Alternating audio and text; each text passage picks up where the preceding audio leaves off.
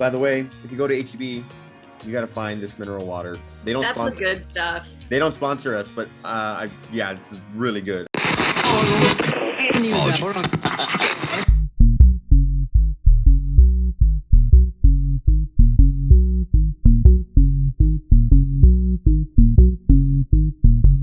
Welcome everybody to your show. My name's Eric Alvarez, and I am here this week with a guest that I legit just met a couple minutes before we started recording this. Her name is Katie Lever. Katie, how are you doing today? Hey, Eric, I'm good. How about you? I'm doing well. I'm excited because we've done, I think, like 8 episodes of this podcast. And, sometimes there are people that I know, they're friends, they're people, former coworkers, somebody that I've had like a working relationship with, or just kind of some sort of relationship. And then I love the episodes where I'm just meeting the person, because I think the conversation is very genuine. There's like, we're genuinely getting to know each other. And I think it makes for a great episode. So for you, the listener, we brought Katie on here because she's doing some amazing stuff. I think she has a great kind of mission, which is what we talked about before we started recording. Katie is a former D1 athlete, correct? What was the field that you were doing? I was in track and cross country. Yeah, like distance running. Oh man. All right. Do you never want to do that again? Okay. I was about to say, like, yeah, there's some times where athletes are like, yeah, I would like to get back out there. And then someone's like, nah, I'm all right. It's always the follow up, like, oh, do you run anymore? It's like, no, not if I don't have to. Yeah, right. So she's a former D1 athlete. She is a current student at the University of Austin, a PhD student, correct? Yeah, University of Texas. I think there's like a new University of Austin or something. So a lot of people are like, oh, do you go to the University of Austin? It's like, no, I go to UT. You got UT, yes. Yeah. UT. I just, being from Texas, we're just like, yeah, Austin. Like everyone goes, everyone goes to Texas for UT. So it's just Austin. She's also a author. She just does all these different things, which is awesome, right? Because I love it. So she's an author. She recently released her book that we're going to talk about a little bit. But just the things I mentioned right off the bat, right? Former D1 athlete, PhD student, author, and she has a mission that we're going to talk about. And it's just kind of, I love that so much. Even though I just met her, I'm like so proud of her, because sometimes people will be like, well, no, I only do this one thing. And it's like, the more we can do, the better we are, not just for the people around us, but for us ourselves. We grow in all these areas. When you were an athlete, did you ever think like, oh, I'm going to be an author? Or, you know what I mean? Like, yeah. Writing has always been a passion of mine as long as I can remember. I would do writing assignments as a kid, and like my teachers would star my work and they'd be like, this is great. And so like, I really feel like it's a gift of mine. It's something that I've also had to work very, very hard to master and to be good at. But I've always just felt very comfortable on paper. And so, yeah, I've been wanting to write a book for as long as I can remember. It just finally came to fruition in the last year. So that's really exciting for me. I mean, I would assume being a college athlete and dealing with school, there's almost not enough time to sit down and write the things that you want to do. Yeah, and especially, because I started writing my novel, Surviving the Second Tier, which is related to my research too, because it's a dystopian novel about issues in the college sports industry. And so I do a lot of policy research, and policy is kind of boring. And I wanted a way to write about my research in a way that was engaging, in a way that got it out of academic journals into a broader public. And so I decided to write about the ways that faulty policy in the NCAA affects college athletes. And we'll probably talk more about, like my research and what those specific policy issues are. But I started it around the same time I started my PhD, because I graduated with my master's from Western Kentucky University in 2018. And then I got accepted to UT's doctoral program. And I was an Army brat growing up, so I moved around a lot, but I had never lived in Texas. I didn't know anybody in Austin. And so I kind of needed a creative outlet, a way to take my mind off of that, and just a way to be creative in a new place. And so I just started writing it because I began also at the same time, like describing my research to people by saying the NCAA is a dystopia. Yeah. So it was this metaphor that just stuck with me. And I had these characters in my head and this world in my head, and it was keeping me up at night. And so I was like, I need to just brain dump this and get it on paper, For or sure. I'm not going to sleep ever again, you know? And so I just started brain dumping, and then it got out of control, and it was like a whole manuscript by the time my spring semester rolled around. And so I thought I should probably, do something with this. And that was essentially how it happened. Yeah. So, by the way, you, the listener, are you not excited for this episode? I mean, she just does everything. I thought we were interviewing Katie, and really we're interviewing a rock star. So, thank you. Yeah. So you may be thinking like, well, why is Katie on here? Well, obviously she does all these things, but the idea is that we bring on a guest to share their story, their journey, because maybe there's something that you want to do that Katie has gone through, or maybe there's a takeaway that you can get from Katie's story and apply to your situation, right? We've had on all sorts of people. We've had on doctors, we've had on professional tennis players, we've had on business owners, just everything. And I feel like there's a story there's something for everybody in this podcast. So Katie, are you just ready to get started with your journey? Can we find like a starting point? You ready? Yeah, I'm ready. I feel like, you told me at the beginning how you wanted the show to go, and I'm just like, well, let's throw those notes out the window. You're like, whatever. No, it's good. It is good because I think it's exciting to hear the stuff that you're doing. And I think for people listening, whether it's their first time or their listeners that have tuned into every episode or several episodes, it's just exciting to get that little taste already. You know what I mean? Sometimes we kind of need that kind of what's going to happen down the road for me to like actually want to go down this journey, right? So with your story, I want to find a starting point before we go any further. So former D1 athlete, I mentioned before we started recording this, that I don't think a lot of the things that are pretty much who you are today and what you're doing today doesn't happen if you don't become an athlete, right? So when would you get started with sports at a basic level? When did you get started in sports, and what drew you into being into sports? You mentioned you were an Army brat, so I imagine it was difficult to, maybe fit in or make friends and stuff like that. So was sports like a way to kind of just socialize and get out there?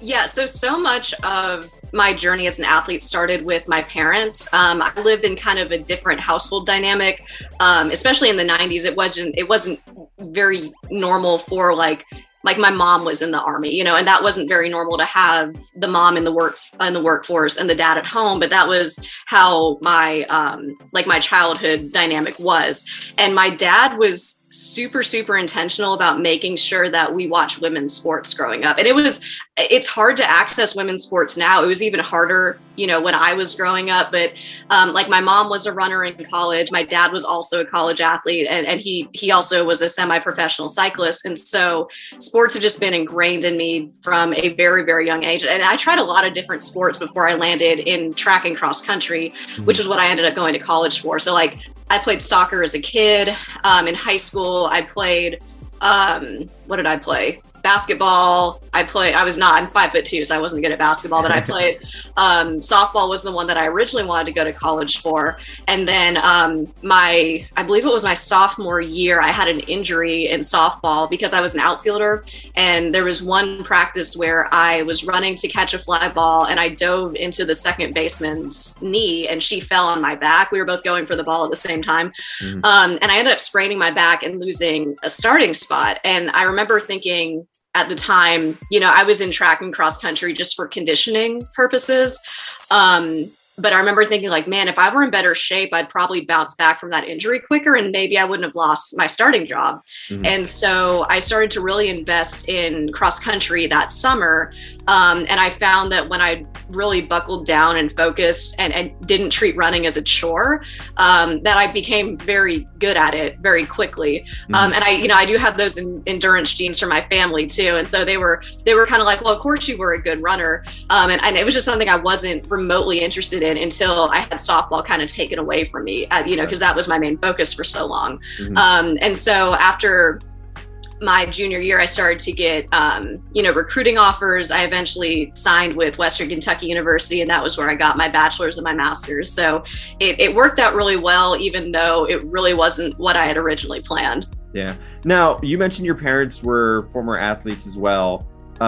Did they push you into this thing, or were you just like, hey, my parents did it, I want to do it? Did you get that interest yourself? Because there's sometimes where parents are kind of like, hey, it's up to you. If you want to play, great. If you don't, awesome. What was that situation like, if you don't mind sharing that? Yeah, so my parents, they were big on extracurriculars. They figured, that my brother and I should do something aside from school. And so I gravitated towards sports, and I was also into choir and stuff in high school. My brother was a lot more on the artistic side, so he more heavily invested in like choir and marching band and things like that. And he's a very, very good singer. He's a much better singer than I am. So my parents were just really big on extracurriculars and being well-rounded. They didn't necessarily say, Katie, you have to do sports, or else I probably would have not listened to them, because that's how kids are. Like, we don't like to listen to our parents, you know? Yeah. Anytime our parents suggest something, it's like, oh, that's not cool. And then like our friend will say the exact same thing. We're like, oh yeah, that's cool. And our parents are just like, well, what the hell? That's what I was saying. Right. So you mentioned extracurriculars, and isn't there just, I mean, I could be wrong. I don't think I am, but there's such a character builder when you play team sports and when you're in all these extracurriculars. You think that was kind of like their kind of foresight for you? It was like, hey, this is really going to help her develop as a person, right? Maybe become a better team member, a better leader, just kind of sports. I think every kid should play some sort of sport at some point in their life, like you don't have to take it serious, but just experience it, because there's so much that you can learn about yourself and others. Is that fair to say? Yeah, I think that's totally fair. And I think it's especially important for young girls to get into sports, because, sports teach girls all of the things that we're taught not to do. Like, sports teach girls to be aggressive and to be loud and to be leaders and to be all of these traditionally, masculine stereotypes. But all of those values are really good things for girls to learn as kids. Mm-hmm.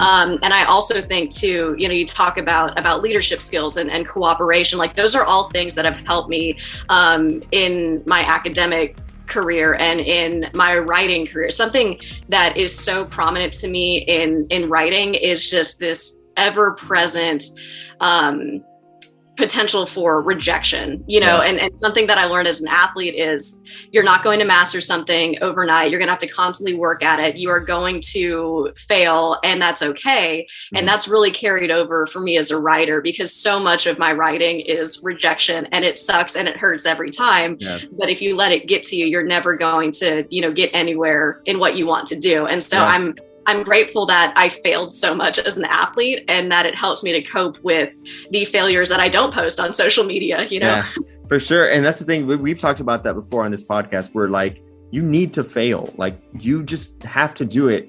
And it's all about how you respond to that failure, right? So maybe it's, the failure could be anything, right? It could be you lost a game, you didn't make the team, anything, right? In sports. And so it's like, how are you going to respond to that? Because I think a lot of I used to play sports growing up.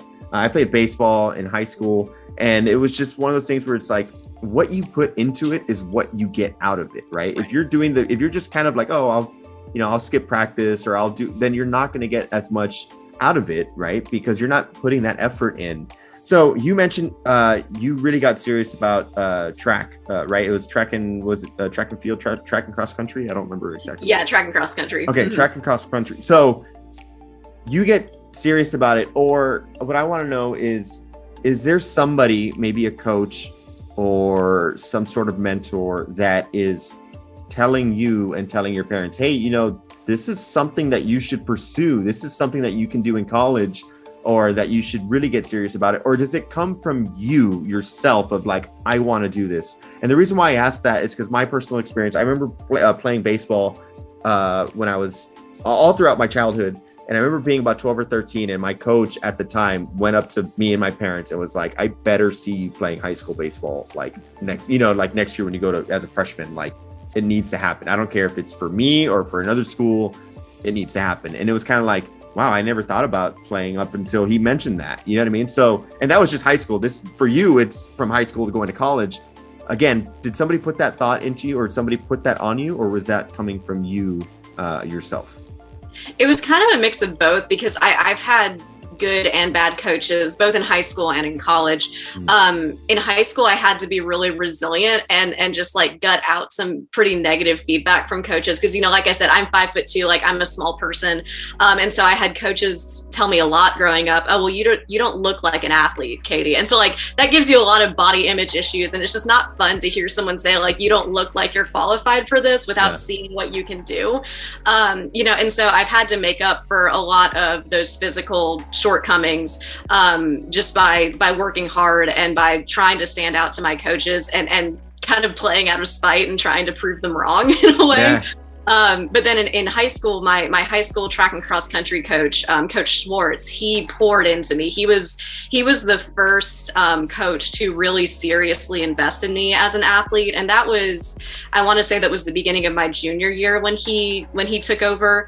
And he changed my life just by, you know, not judging me and by, you know, seeing my hustle and giving me leadership authority just because of my potential and just, you know, seeing my potential and respecting what I could do with what I had. Yeah. And so I think coaches are such an important presence in young people's lives, whether it's, you know, little league, middle school, high school, whatever, and college as well. And so, you know, for coaches, what they're saying to their athletes and the way that they're treating their athletes really does matter. And it really, especially in high school and middle school, it shapes a lot of your self-perceptions and a lot of your confidence growing up. Yeah. Because what I've noticed is, you know, when coaches are overly hard on athletes or overly critical on athletes, they'll either power through it and, you know, just try to prove the coach wrong, or they'll say, this isn't for me, this isn't going to work out, and they'll quit. And I'm not saying that, you know, one of those is right and one of those is wrong, because it's very subjective, you know, depending on what the coach is telling you and how badly they're treating you.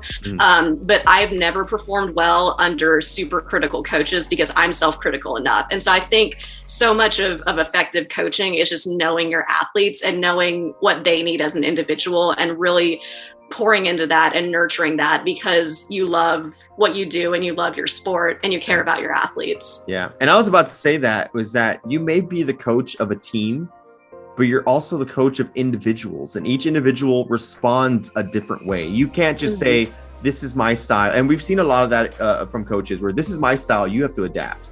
And I think coaches are, you know, there's a lot of coaches out there that are now adapting to, hey, I'm the coach of this team, but I see you, Katie, I see you, Eric, you know, like you respond this way. I'm going to work with you, you know, get the best out of you and stuff like that. And that's not just in sports. That is anything in life. If you could be the, you know, most talented or the best whatever it is that you're doing, but if you don't have somebody in your corner saying, I see you, like you got this, we may never reach our full potential or maximize our capabilities. I mean, isn't that right? Like if you have nobody saying anything about you, and I think that's one of the things with coaching and scouts and stuff like that is that, and even as casual fans, we fall into the trap of like looking at an athlete and saying, well, they don't look like somebody, or, you know, they measured in at this weight or this height. And it's like, there's a measurable that we cannot put, you know, there's something that we can't put a measurable on. And that's the passion. That's the will. That's the, you know, that kind of drive that we can't explain. It's just somebody has it, and, you know, that puts them above all these other people that are, you know, physical and all that stuff, right? Yeah, and I think too, a sign of a good leader is getting your followers to the point where they don't rely on you.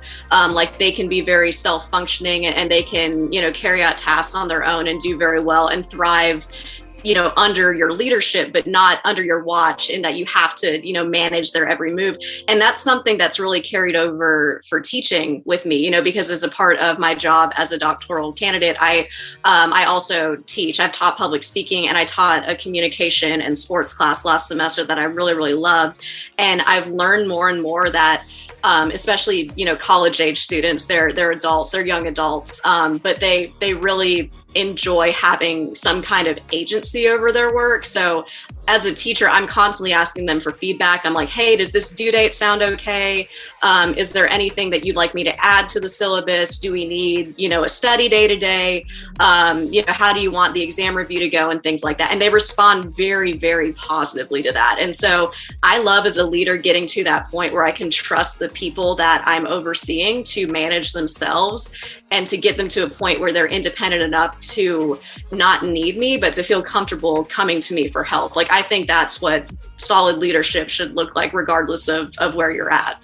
For sure. That was very well said.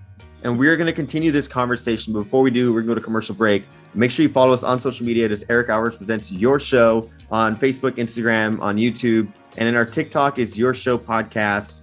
Again, make sure you follow us on there. And recently I found out that on Spotify, which is where you can find this episode, you can leave reviews. I didn't know that was a thing. I thought you just followed and that was it. But now you can leave reviews on Spotify. So make sure you leave us something. Tell us what you like about the show. Tell us what you don't like about the show, because like we said, we have to fail, right? And I need to know what we can improve on. And I don't know that if you don't say anything, right? So make sure you follow us, and we'll be back in just a few.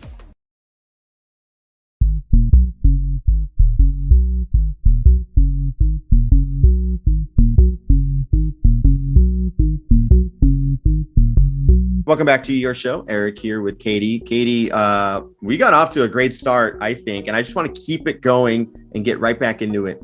Before we left off, we mentioned how you got into track and cross country, maybe a little bit later than like most people would, right? Because this is already like junior year high school, around there that it started to get serious, correct? Yes. So you go to, was it Western Kentucky? What was the university? Yeah.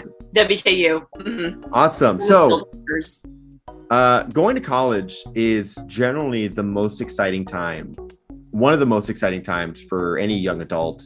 How are you feeling knowing that you're going to be going, you get a scholarship for track and cross country, correct? How do you feel going into that? Do you feel pressure of like, hey, I can't mess up? Or are you excited about the potential and the possibilities that come with that scholarship? It's kind of a mix of both, because what I learned as a college athlete is it's literally like a job. Your sport, I don't want to say it stops being fun, but it becomes more work than you've probably ever put into your sport. And, you are probably dedicating at least 40 hours a week to it. There's a whole, I could go off on a tangent about NCAA time commitment logs and how they're wrong. But we're not going to do that. Yeah. But typically, college athletes are working at least 40 hours a week on their sport. It's just not logged like that when the NCAA comes into play. Mm-hmm. So when you're going into that as an 18-year-old, and you're living on your own for the first time, you're adjusting to a rigorous college schedule, you're thinking about jobs down the road. So you have all of these, normal college student pressures that are a lot on their own. But then on top of that, you have this job that is also funding your school, and so, if you fail at that job, that the scholarship could go away. So it is a lot of pressure. It's a lot of excitement too, though, because, like I said, you're training as hard as you've ever trained in your life. And so there's really no ceiling to how well you can do in college. Mm-hmm. And that's really exciting too, to have access to nice facilities and really elite coaching and a lot of things that you maybe don't have access to if you're coming from a smaller town like I was. Mm-hmm. But that said, there is still a lot of pressure to perform. With increased training can come increased injury risk. Mental health of college athletes isn't great, and so there are a lot of different complicating factors to all of that. So one of the big focuses of my work now is to de-glamorize college sports from the outside. Because when you look at it, when you watch March Madness, for example, you see these athletes and they're in the best shape of their lives and they're winning national championships and they're on Sports Center and you're like, oh man, like this must be the life. And in some ways it is, like it can be a dream life. And there were definitely moments of joy for me as a college athlete, but there was also a lot of pressure and a lot of fear and a lot of just problems that I was having with my self-concept, with my performance, and all kinds of identity crises that come with that. So it's complicated. Yeah. You've said a lot of things that I'm like, oh, I want to say that. And you do an awesome job at that. And I was going to mention, because I did watch March Madness for men and women. And you see, how did your brackets end up? I gotta know. No, I don't even try that. I'm like, nope. I usually just try to root for any underdog that I see. Yeah. I don't even try the brackets. But what I did want to mention was that we see these emotions, right? When a team is eliminated, or when a team, like the seniors, like we see a lot of emotions from them when the team's eliminated, when the team wins, when they win the championship, whatever it is. And people think like, oh, they're emotional about like the game or the sport. And it's like, really, it's emotional about everything that goes into it, right? Yeah. And that's something that we don't see for any athlete. And I think there was a movie that like Disney Plus released not too long ago about like the Clemson football player. And it kind of just showed the balance that he's trying to do running the class. And I was just like, wow, like that is insane. You mentioned a little bit of that, how it's like a full-time job on top of your work and stuff, and on top of your schoolwork and stuff like that. I want to know if you're feeling overwhelmed, if you were feeling overwhelmed, was it easy to find resources and help around you? Or was there something where like, hey, I have nobody to go to? Your personal experience.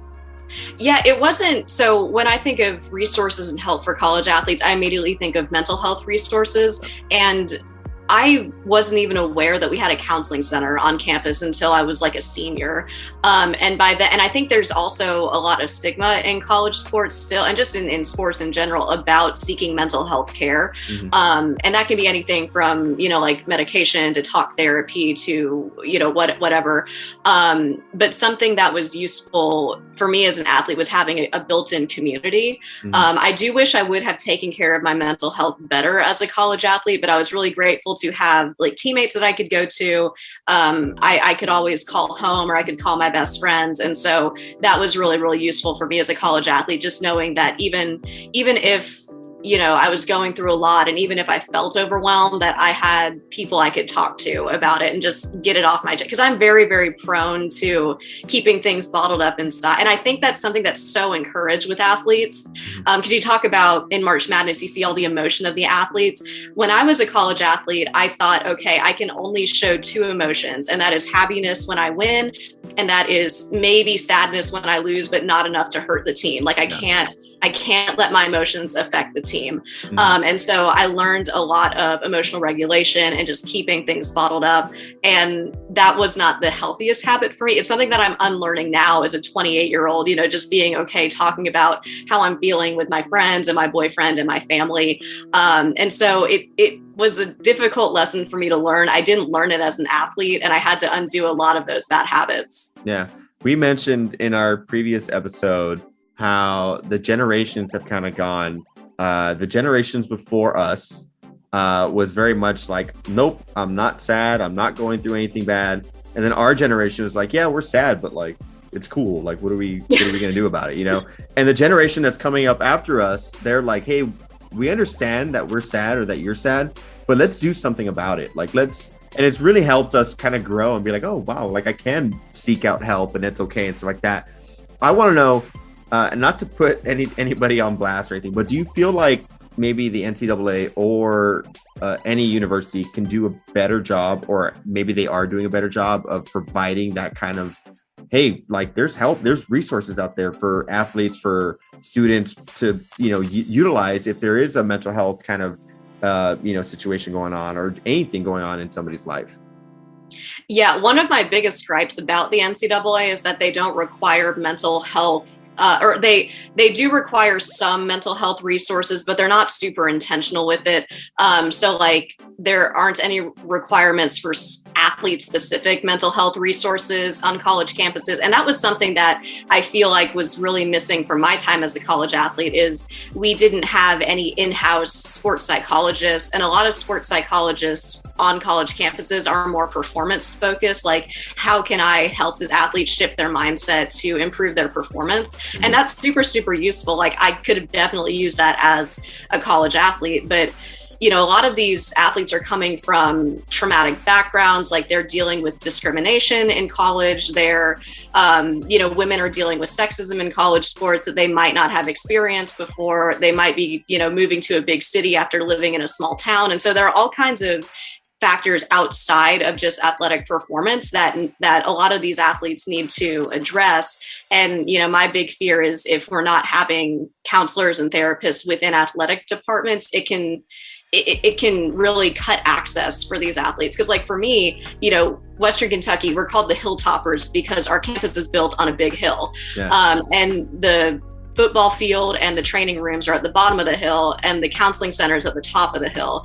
And when you're a college athlete and you're traveling and competing and training all of the time, that walk up to the hill every week, that can be a complicating factor, and it can definitely discourage people from seeking mental health care when athletes are so busy. Yeah. And so I would really love to see more in-house, and I think this is a positive trend because I'm definitely seeing more universities do this now.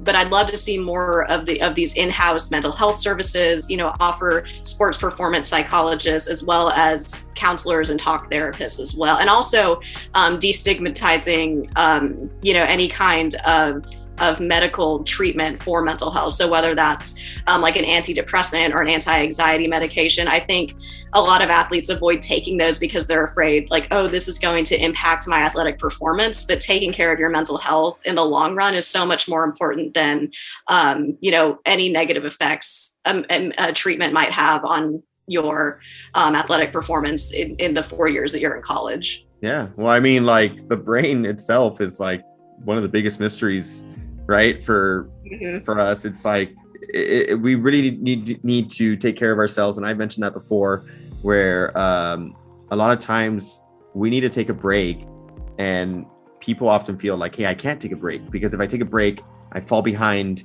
in X, Y, and Z. And it's like, yeah, you may fall behind, right now, but if you're not taking care of yourself, that's you're doing yourself more harm by not taking care of yourself at the in the moment. So I want to go back to your kind of college or experience as an athlete.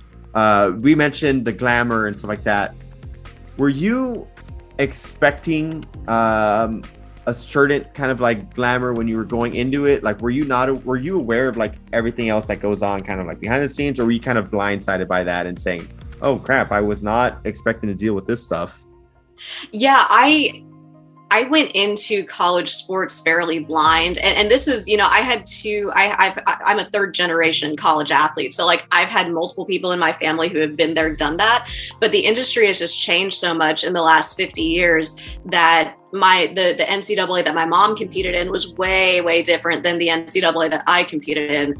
And it's going to be different 50 years down the road too. And so it's an industry that's just constantly evolving. We've seen an explosive growth in commercialization and name, image, and likeness and all kinds of different factors now. And so even though we did our due diligence with research and I had all this experience on my side, I was still kind of going into the whole recruiting process and just the adjusting to college process pretty blind. And so it was a lot of discovery learning for me, where I had to learn like, oh, this routine works for me and this routine doesn't. And this is how to do a college track meet. And this is, the things that I need to bring when I travel. And, oh, we're traveling the weekend that I have a big assignment due on Monday. So I had to finish it on the bus. And just like, there were so many different things that I had to learn. So it was a lot of adapting on the go, honestly. Yeah. And that's the thing, is that you mentioned, it was difficult, right? I mean, it was really difficult. And you mentioned you had some sort of like a heads up because, generation, college, stuff like that. Now imagine somebody that doesn't have that kind of prior family history or that heads up. It was difficult for you. I would imagine it's even more difficult for somebody that's maybe never dealt with that juggling act or had no idea that it was gonna be that way, right? Because again, if you're watching it just from TV, right, you don't have anybody that's ever been a college athlete around you, whether it's a family member, a friend, anything like that. If you just see if you're just going based off of what you see on TV, you're like, oh man, like what's going on? This isn't what I saw on TV, right? Yeah, exactly. And I think, sport media, they're there to entertain a lot of the time, and so I don't really fault sport media for that because, nobody wants to watch March Madness and have like a, hey, here's information for college recruits kind of thing. Like, that's not why people tune into the games or anything. For sure. But but yeah, I think so much of these narratives are very hyped up and very glamorized, and I think it's attractive, for younger people. And I also think that that's kind of intentional. It's like you want to draw more people into the industry. You have this constant demand for this product, and you need young athletes to make that industry thrive. And so, of course, ESPN is going to sell a super glamorous, super nice looking image wrapped up in a little bow. At the same time, they're marketing that to children, so it's like I have some very complicated ethical feelings about that for sure. But it's understandable why they do that. I just think that with anybody who is looking to make it into college sports, that knowledge is power. And so the more resources they can seek on, because there's so much online. So I freelance for a company called Two-A-Days, and I've actually just taken up an editorial job there as well. And we provide coach rating tools for prospective athletes to look at, so they can see, oh, these athletes anonymously ranked this coach 1 star out of 5. Maybe I shouldn't go to that university. I write a lot about NCAA policy and updates with NIL laws and things like that. And we just have handy guides like, 10 things you should keep in your gym bag, how to manage work-life balance as a college athlete, and lots of recruiting advice and things like that. So there are tons of resources online for free.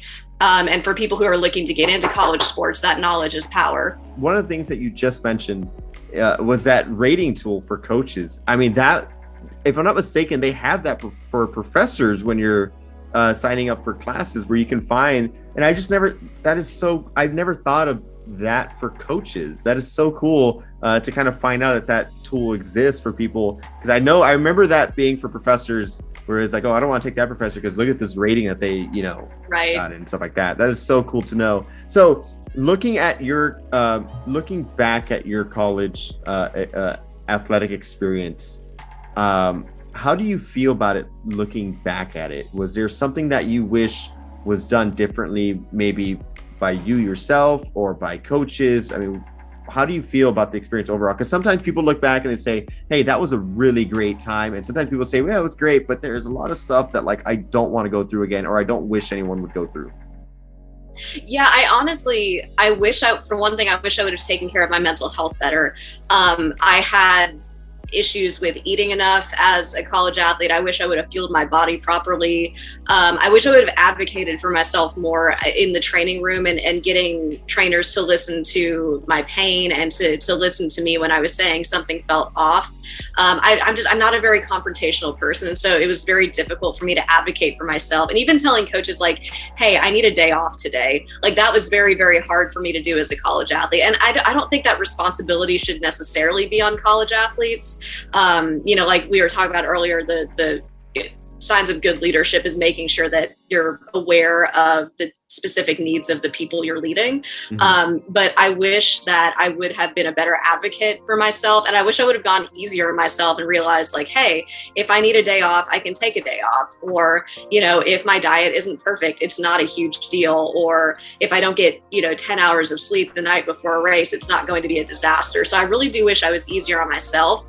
Another thing I wish I would have known is what abusive coaching patterns look like, and when coaches were trying to like coerce me or manipulate me. So like, I remember I was injured at one point, and it was a really bad IT band injury. Like I was having difficulty walking, and I was on a recumbent bike in the training room, and I wasn't pedaling hard enough for what one of my coaches would have liked. And she came up to me, and she was like, Katie, you see your teammate over there? She has a grade 3 hamstring tear and she's not complaining. So what's your excuse? And I wish I could have recognized that as kind of manipulative and just not good behavior. But I really just thought, I have to do whatever it takes to make my coaches happy, regardless of the outcome on my physical or my mental health. Like I didn't have any kind of language to, describe how I was feeling and why I didn't like what was going on. And so instead of advocating for myself and voicing all of that, I I was in these situations where I was like, okay, I guess I just have to like push through this. I guess I am being, you know, lazy and selfish and all the things that my coaches said that I was. And so that definitely negatively impacted me even after college sports. And it took a lot of work to undo a lot of that damage. And I wish I could have been more proactive in that. And I never, you know, I never blame college athletes who are in those situations. Like, I'm not saying like, oh, if a college athlete is in a bad coaching situation, that it's their fault and they should stand up for themselves. But it's something looking back that I try not to, you know, regret too much and try not to be too hard on myself with. Yeah. And that's the thing is you mentioned, you're talking about in the aspect of coaching, but really that kind of abusive kind of behavior, that abusive kind of experience, that is almost like anywhere in life, right? We've had, I know me personally, I've had, you know, former coworkers, or, you know, even like girlfriends and stuff like that, where they're like, oh, you're tired? Like, I'm tired because this and that, you can't be tired. And I'm just like, well, we're different. Like, I'm allowed to be tired, even though, you know, whatever the situation is. And that's the thing is, we may not recognize these things as abusive, but that's what they are, right? Abusive isn't just physical. It's also like emotionally. It's just, there's so many forms of abuse. And I think the better we can recognize them, the better that we are, right? Because I've had former bosses, you know, oh, you're sick? Like, why are you sick? Like, this person over here came into work. Why can't, and it's like, hey, like, I need to take care of myself. You know what I mean? Like, and that's one thing where, like, as a 18-year-old, I never would have stood up for myself. I never would have been like, no, like, I don't feel well. You have to deal with it now that I'm not going in, or whatever it was, right? Like, that's not my problem, right? My problem is myself. And that was something that I did as I got older, as I got experience through all the different things that I've done, where I said, you know what? No, like, I have no problem speaking up for myself now. And that's something that I think people go through at different stages in their life, but it's all about recognizing these patterns that are kind of, we're forced to go through kind of thing. And it's like, no, like, just because so-and-so is doing this doesn't mean that I'm not allowed to feel what I feel, right? Yeah, and recognizing those patterns, I think, is the first step in just being aware of unhealthy patterns and figuring out what to do about them. And I also think it's a great way to make sure that you're not perpetuating that cycle, because that's something that I've always been very fearful of as someone who's in an authority position with my students. It's like, I don't want to project all of that negativity onto them. Like, I don't want to be that kind of person who's like, I suffered, and so you have to suffer too. I don't think that's productive. I don't think that gets anybody anywhere.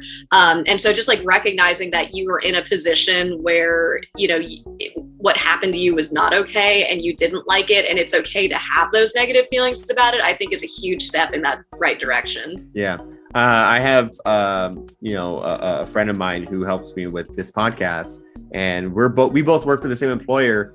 But anytime that we have work come up for the podcast, I always make sure and message her and be like, hey, you know what? Like, if you're feeling overwhelmed, like, don't feel like you need to do this. Like, let's chill. Like, let's, you know, don't, that kind of stuff. It's all about looking out for not just yourself, but looking out for the people around you. If you are in a leadership position, or, you know, if you're in a team kind of setting, right? It's all about looking out for your teammates and yourself, because especially in a team setting, the best way to get the most out of the team is by everyone saying, hey, are we taking care of ourselves and are we taking care of each other, kind of thing, right? So we're going to continue our conversation with Katie. We got to go to commercial break again. That just flew by. Katie, if you don't mind, where can people find you online, on social media or any websites, anything like that? Yeah, I'm primarily on Twitter and Instagram. My handle is Lever Fever. That's also my TikTok handle. I do a little bit of talking about like college sports policy and stuff like that. So it's Lever Fever with an underscore at the end there. And on Twitter and Instagram, the purchase link to my book is also in those bios. So looking forward to talking about that later. Yeah, I love that handle, by the way, and it makes so much more sense now hearing the way your last name is pronounced, because before we started this, I mispronounced it. And then right now you said the handle and I'm like, oh God, that's great. Like, why did I not put that together when I read it, right? Anyway, so follow her on social media, look her up. We're gonna talk about her book coming up right now. And before we do, make sure you follow us on social media. This Eric Alvarez Presents Your Show on Facebook and Instagram. And also the cool thing about following us on social media is you can also send us a message and say, hey, you know what? I want to be on your show. I have this podcast, I have this story, I have this journey. I would love to share it. Katie, if you don't mind, before we go to commercial break, do you mind sharing what your experience has been so far being on this podcast? It's been fun. Like, you said this earlier, we just met each other, right before we started. And you asked really great questions. And I'm having kind of heavy stuff, but we're still having a good time. Yeah. So you do recommend for people to message and say, hey, I want to be on the show. Yes, 100%. Awesome. So with that being said, we'll be back in just a bit.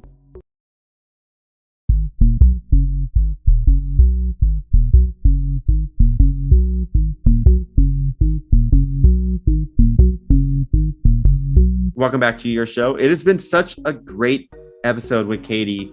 Katie, we just met, and I wanted you to know that you're my friend already. You are welcome on this podcast anytime you want, because I feel like we have so much to talk about. Yes. And it's just going by so fast, and I've really enjoyed talking to you.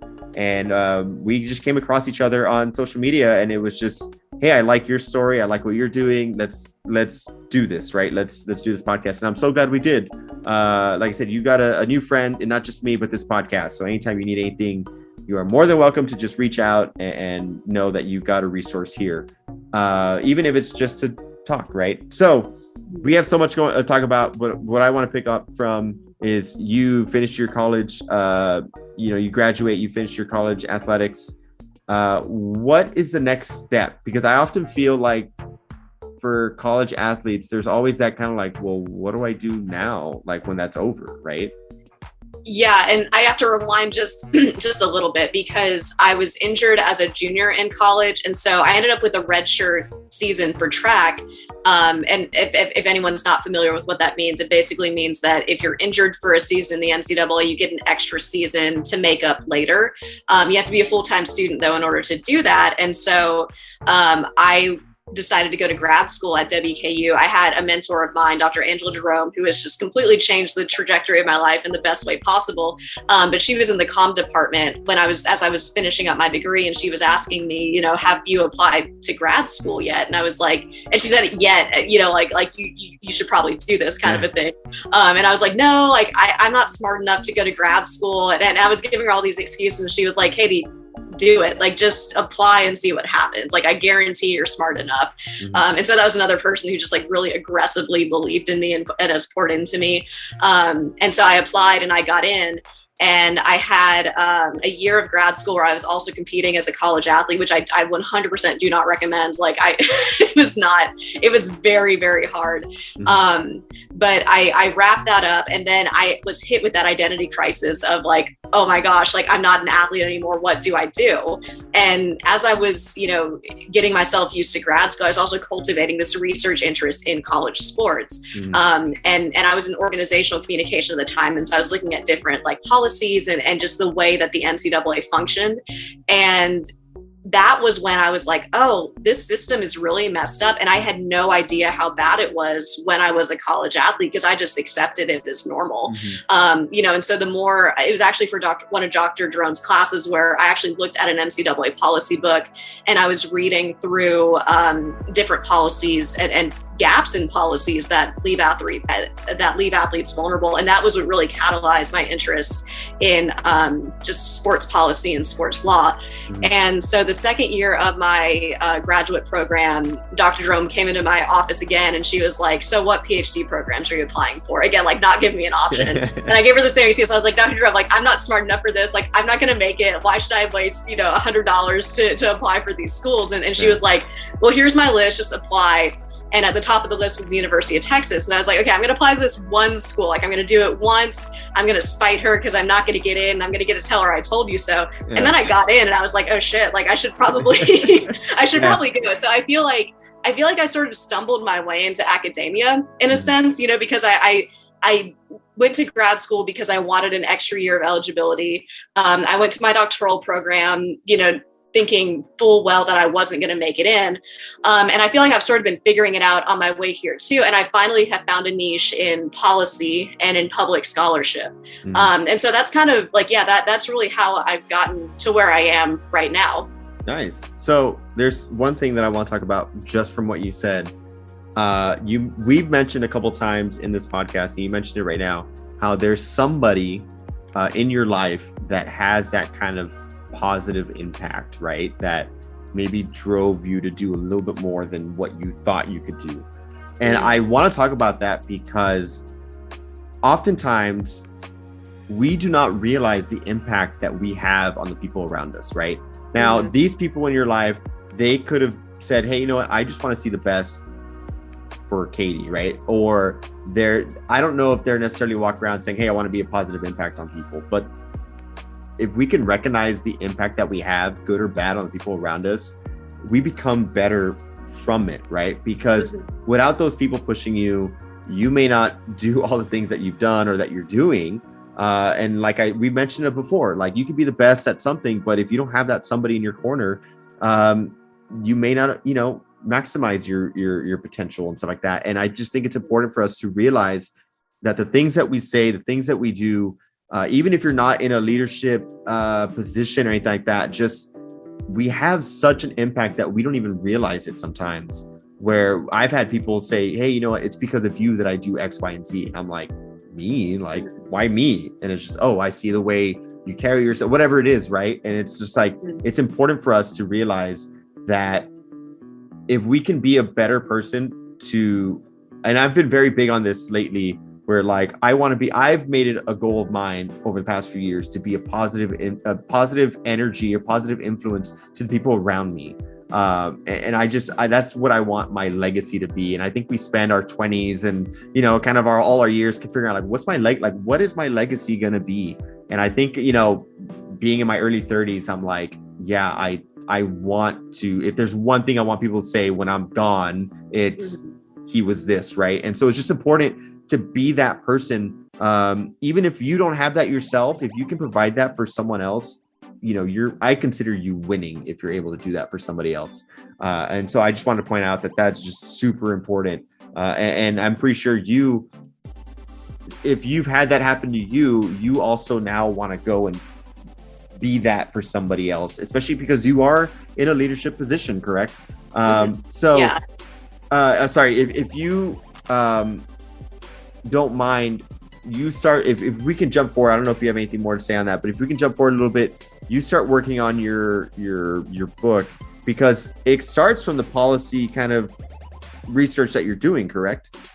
Yeah, because, a lot of when I was moving to Austin, I was introducing myself to a lot of new people because I just didn't know anybody. And so I would tell them like, oh, I'm a doctoral student. And they'd be like, oh, that's cool. What do you research? And I would be like, oh, I research NCAA policy. And then I would like immediately jump into a policy book and talk about like, here's what bylaw 12.1.5.2 says in the D1 manual and why it's bad. And people's like, they were polite, but their eyes would glaze over. And I was like, okay, yeah. I'm boring them. Like, I'm good at reading those cues. I was wondering if you were getting that kind of that general, like, oh, that's cool, like that kind of like, oh, that sounds cool. Nice.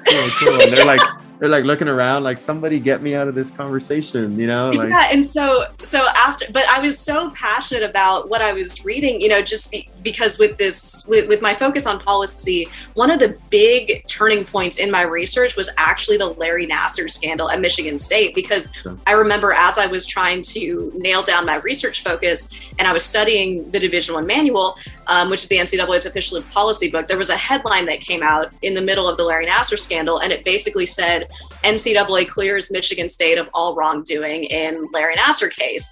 And I remember reading that headline and thinking, well, no, he broke rules. Like, you can't just do that to athletes. Like, why did the NCAA clear him? And then I was like, wait, have I read any rules in the Division I manual against abusive athletes? And I hadn't, because they don't exist, and so that was a huge turning point in my research. And so I was like, these policy issues are so important to me and they should be important to other people. And I've got to figure out a way to engage people with my research. And so I started to, instead of jumping into a policy book, I started to say, when people would ask me about my research, I would say, well, the NCAA is a dystopia and here are policy issues that support that, and so I would talk about censorship in college athletes. I would talk about surveillance and control and imbalances of power and all of these elements that are present in dystopic novels that I love that are also present in the modern day college sports industry. And so those wheels got turning, and I was like I said earlier, it was driving me nuts. And I was like, I've got to get these ideas on paper. And then, one thing led to another, and I had a manuscript. Yeah. And that's the thing, is you just mentioned a bunch of like buzzwords that pique people's interest, right? Dystopia is one of them. Surveillance, control. People hear that and they're like, wait, what's going on? Like, yeah, they're more aware now. They kind of, their interest grows with that, right? So did you ever think, you mentioned that you kind of had writing, before, maybe almost like a natural gift, which you do, even if you have a natural gift, you still have to work at it and stuff like that. Did you ever think that you would publish a book?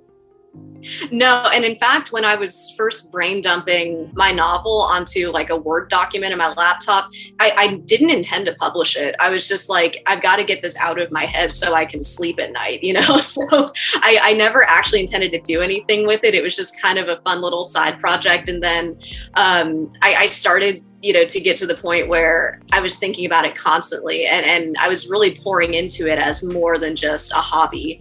And so it kind of took on a life of its own. I tell people it was like a side project that just got wildly out of control. But I was just so driven to write it. I'd never written fiction before. So it's a debut novel that I'm just really excited about, because it covers the issues that I'm so passionate about in a way that I don't think they've been covered before. And in a way too, that brings a non-sports audience into this world, because that's something that I see missing from so much of the discourse around college athletes. We see a lot of it, on ESPN, and we see it in more athletic circles, but I'm seeing, and now that we're getting Congress involved, things are improving, I think, as far as getting the word out to other people. But even if you're not a fan of college sports, I think that people can still be interested in the lives of college athletes, because they're just very compelled. Like I've always been very compelled by stories of college athletes. I think, anyone who has the drive to make it to college sports and to perform at the highest level, and to be in a system that wasn't really designed to ever benefit college athletes, I think that there are a lot of compelling elements in all of that. And I just think that fiction too is such a great vehicle for uncomfortable truth. So instead of like throwing statistics at people, I could tell them a story and give them something to get emotionally attached to, and to get them thinking, okay, this is a novel, but is it really, like, does this actually happen in real life? And if so, where can I learn more? Yeah. And also, I mean, whenever people can read about a character, especially in a book, it's like you can almost put yourself like in that scenario, as a reader. You're kind of like, oh, well, I could imagine being, this character or whatever. Or I know somebody that's just like that character, as opposed to just reading, like you said, just reading statistics. And it's kind of like, oh man, like, it's kind of tough to get, like, it's interesting stuff, but it's tough to get through so many stats just being thrown at me. You know what I mean? So it's just kind of like, we mentioned like the importance of storytelling on this podcast before. We've had authors on here before, and it's kind of like, you just want to get that connection with your audience or your readers or anything like that. And it's just, how do we do it? Well, we do it by making relatable scenarios or characters and stuff like that. Something that I've learned as a grad student is it's not necessarily like facts and statistics that change people's mind, which is so frustrating for me. I'm just like, I am telling you something that is true. Like, there is research behind this and you still don't believe me. But it's really the stories that change people's minds and get people to think differently about things. Yep, for sure. So when you're going to publish this book, when you're getting ready to publish this book, do you think it's a difficult process? Like, are you surprised that like, oh wow, like I published a book? Or are you kind of like, man, I don't know how I'm ever going to get this thing done? Yeah. So there were so many times during the book publication process where I was like, I'm just never going to finish this, because when I first signed with my publisher, I was like, okay, I've got, my first draft done. So now I just have to write another draft, and then it's going to be out in the world. I'll give it like 6 months tops. And then like 4 years later, I publish my book, because once you finish your first draft, you have to put it through a couple rounds of test readers and make sure that, you're covering your blind spots, that everything makes sense and that it's engaging. Then once you get really solid reviews from test readers, you go to copy editing. And copy editing is just sharpening your plot lines, making sure that there aren't any plot holes, making sure that you're using the right words in the right places. Then you send it to another couple rounds of test readers. And then once those final rounds of test readers approve it, you go to a final proof. And then I finished my final proof, my final proofread during the COVID pandemic. And so that slowed everything. I was like, I'm not releasing this book in July 2020. This is not going to happen. So I waited. I sat on it for a little while, and I waited for the right time to publish it. So it's been so much patience, and it's been a process, like I said, of rejection. There are readers who didn't like my drafts, and that's okay. If you publish anything, you're gonna have people who don't like what you write, and you just, as a writer, you have to be okay with that, and you have to move on. And so it's been just a process of criticism, a process of self-correction, a ton of patience, and just a lot of working with editors and with other people who have helped me out in this process. Because when I was first writing my book, I thought that it was going to be mostly solitary effort. It was just going to be me doing my thing. But I learned that it takes dozens on dozens of people to write a book and make sure that it's a good product and a good read. And I wanted to make sure that it was a good read, like I said, because these issues are so important to me that I did not want to fumble basically the culmination of years of my hard work and experience. And so I took this book very, very seriously. And I wrote it in a way that I wanted to be very engaging and entertaining, but also informative. And so it was a difficult process, but it was very worth it to hold the book in my hands. That was a very surreal experience after seeing it on my Word doc for so many years. For sure. And it's just like we said with college athletes, where we see the glamour of it, right? So in this situation, we see the book get published. We don't realize the work and all the the journey it takes to make it happen. And one of the things that I'm really proud of you for doing is not releasing it in the middle of the pandemic, because we had on a music group, artists on this podcast, and they were like, yeah, we were about to release our album, and then the pandemic hit, and we were kind of maybe this isn't the right time. And we talked about it because there was so much going on at that time that it's kind of if you release something, people kind of just went, oh, okay, whatever, COVID, you know what I mean? Whatever. And so you kind of let things calm down. So that's really cool that you're able to do that, because I know as a creator that there's times where I have something and I'm like, oh my God, I want people to see this already. I want it to happen already. But then there's also that fear of hey, once it's out, it's out. I can't control how people react to it, anything like that. So knowing that you went through these editors and these test readers and all these things, by the time the book publishes, do you feel confident because you went through that, or are you still kind of oh, I don't know how this is going to go?